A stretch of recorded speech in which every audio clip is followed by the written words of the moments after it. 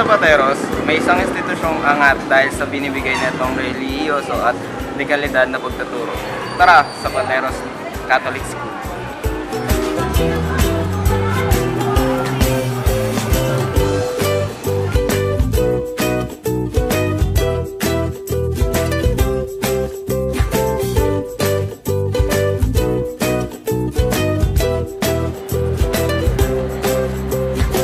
Tinatag noong 1951, ang Noy Pateros Catholic High School ay nagsimulang tumanggap ng mga mag-aaral mula una at ikalawang taon sa pamumuno ni Reverendo Monsignor Felix Gisca.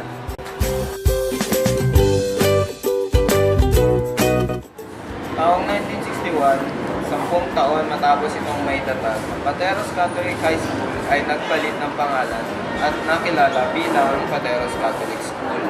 Kasunod nitong pagbubukas ng elementarya ng paaralan. Taong 2013, binuksan ng PCS ang Senior High School Department. Neto lamang June 2016, binuksan ng PCS ang Senior High School Building o PCS Annex.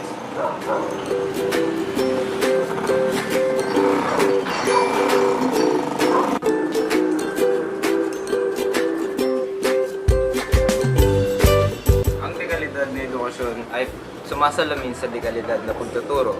Mapalad tayo at pinaunlakan tayo ng panayam ng Vice Principal ng PCS. Tara, kilalanin natin siya.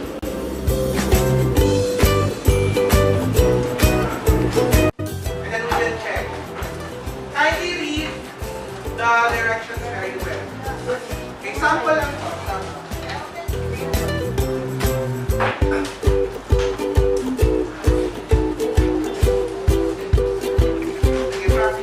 I'm Mr. Alvin Altarejos. I'm currently the Vice Principal of the Senior High School of Pateros Catholic School.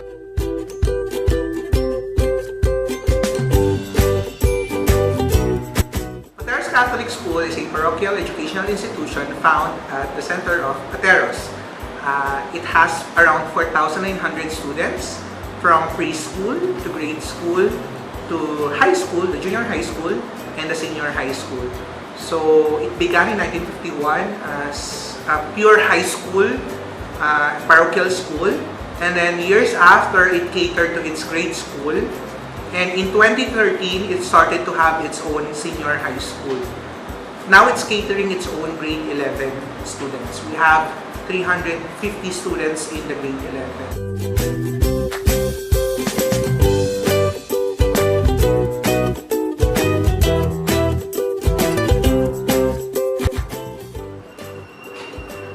Ano nga ba, isang guro? When you get to work more than 12 hours a day, starting at 5 a.m. and get to have piles of paperworks to check, heaps of quizzes to create, and tons of PowerPoints to recreate, what life do you have? Well, welcome to the world of teaching. Being a teacher is not as easy as anyone could think of. We know that our teachers stand in front, deliver lessons, give hard quizzes, check them, grade them, and that's it. But apparently behind every teaching, there is a long, rigorous planning. Our weekends are spent checking. Our evenings are stolen by creation of long periodical examinations. And still, our salary is not at par with some salaries. Yet, we are here. Yet, we are still teaching. So, what makes us heroes of our modern times? It's because teaching, for me, is the most noble profession. Apparently, we get to create all the jobs that are out there. We teach the future lawyers. We teach the future doctors. We teach the future businessmen. Imagine a world without teachers, I guess. Nobody would know what to do then. Nobody would be disciplined enough to do their task, their role. But apparently we are here to guide them. We are here to guide these young students in order for them to be the most successful versions of themselves. As teachers, yes, we do not get to be paid the same way that bosses of companies, CEOs of companies are paid. And yet, we are still happy with our job. Why? Because there is an intricate There's an intrinsic and intricate value of being a teacher. Intrinsic meaning the happiness that we get whenever we teach and whenever our students get to learn is more than what the CEOs get to be paid with. They have plenty of bonuses, they have plenty of benefits, yet as a teacher, what we have is the joy of seeing our students get to be successful, get to be the bosses as well. And I guess it's also innate in every human being that we get to be very appreciative and very grateful of our teachers. Whenever we think of the word teacher, we always think of that someone who motivated us. We think, whenever we say teacher, we think of someone who molded us. And that for me is eternal. That for me is something that no money or no amount of benefit could actually pay for. Being a teacher is being remembered towards eternity. Being a teacher means to be cherished for the rest of your life. So ask someone who is their model. It's always more often than not a teacher. So being a teacher is a great role model. Being a teacher is living a life of history. Being a teacher means getting to be remembered by most of your students. And I guess that's the greatest reward of being a teacher. That itself is a noble profession. Paano nga ba naging epektibo ang pagtuturo ng isang guro? Basic education actually differs from higher education in the sense that teaching basic education requires following specific kind of pedagogy and format in order to teach the kids. So as we all know, given in our Education 101, you have to give memorization, you have to give reviews, you have to give motivation, stuff like that. Yet we still follow the basic format. It's all up to the teacher on how to level it up and how to give more critical activities in order for kids to grasp the topic.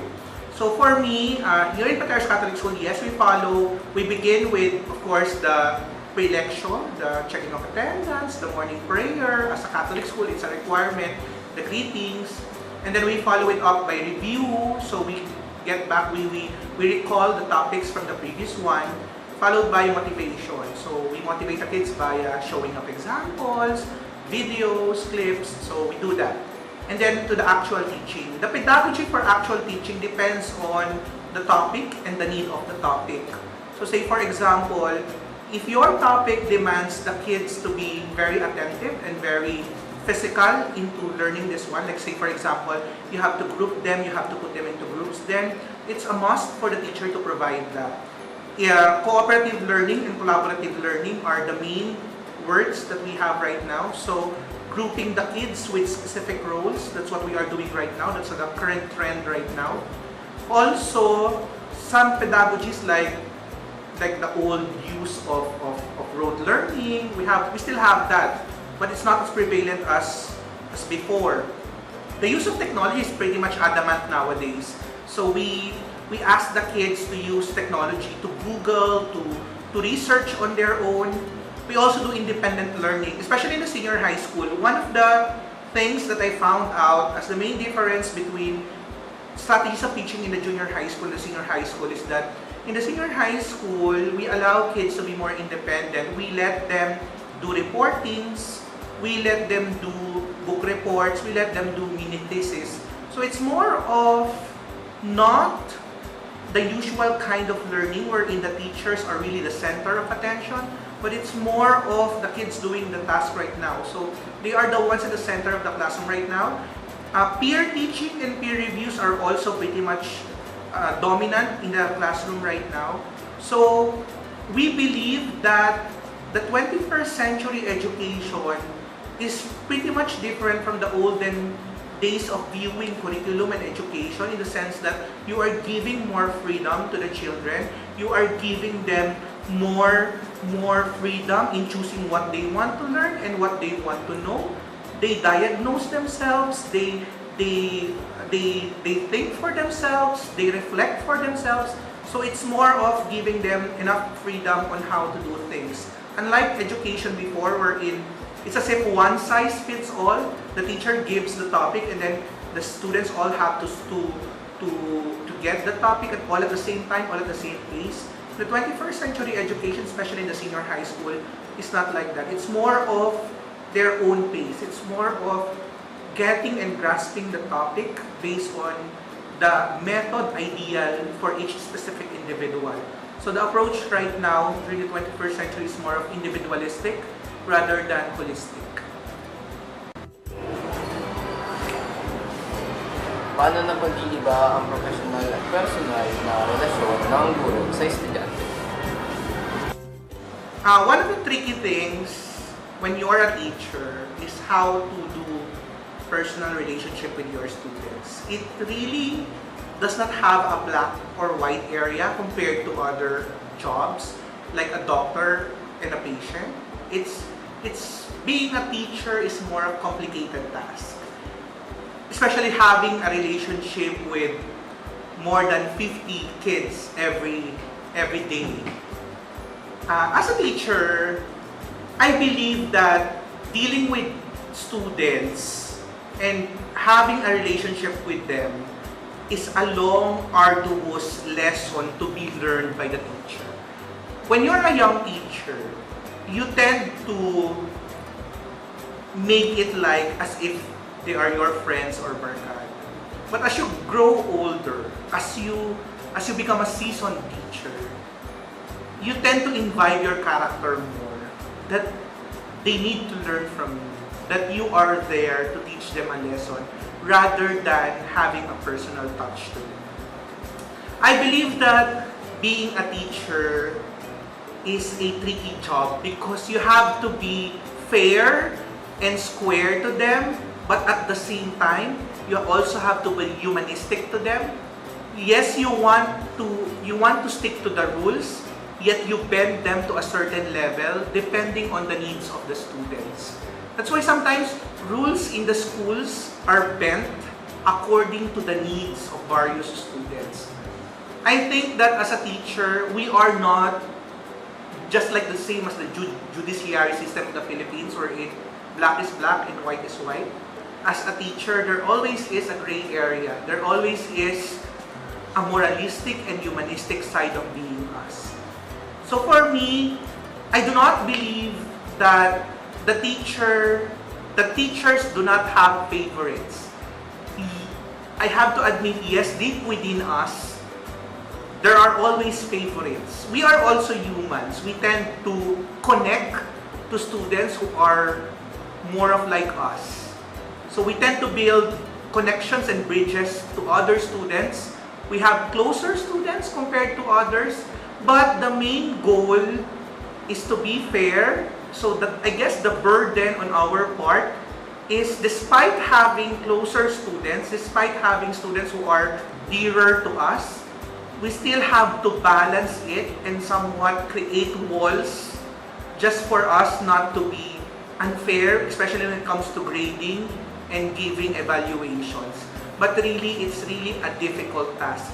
And I have to say this personally. I envy those teachers who can really look at their students as people who are mere receptacle of knowledge.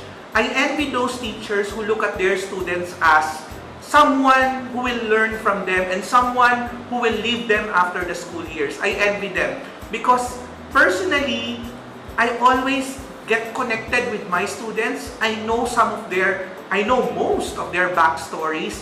I know who they are. I know their capabilities. And I guess that's one of my frailties and weakness as well as a teacher. But I do not regret any part of it because personally, I believe my teaching becomes more effective because my students trust me. Because my students know that I know them. Because my students know that more than the superficial level of teaching, I get to connect with them. That even if years will be going out, even if years will pass by, I'm still get to be connected to them. Yes, it's difficult and tough to be fair. It's difficult and tough to be objective. It's difficult and tough to be not close to students, but as a teacher, I guess striking a balance within the two is our greatest task, is our greatest role. And it's not easy to achieve that. I have fallen victim, quote-unquote victim, into those kinds of very personal relationships. But I do not regret them because I'm happy that I became part of their growing up. I'm happy that I get to put something, I get to give them an input while they are growing up. So, if that will make me an effective teacher, I don't see why not. I don't see why we should not connect with our students. I don't see any point why we should not be close to our students. Because after all, we only listen to those whom we love. We only give respect to those who affect us. We only put highest note to those we think are trustworthy. So as a teacher, I believe it's one of my personal qualities that I'll still be close to my students, I'll still get to know them, and I guess after all these years, I have proven them effective and I will continue to do so. 2018.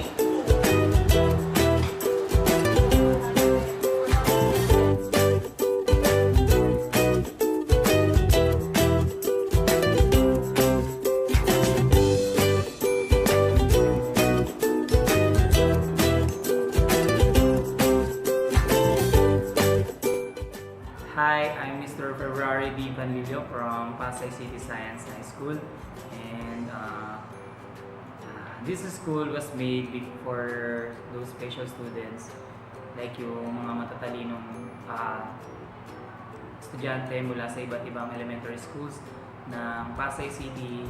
Kasama na rito yung mga honors and salutatorians and valedictorians nila.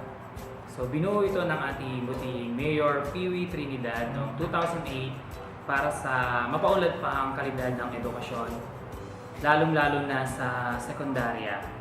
So,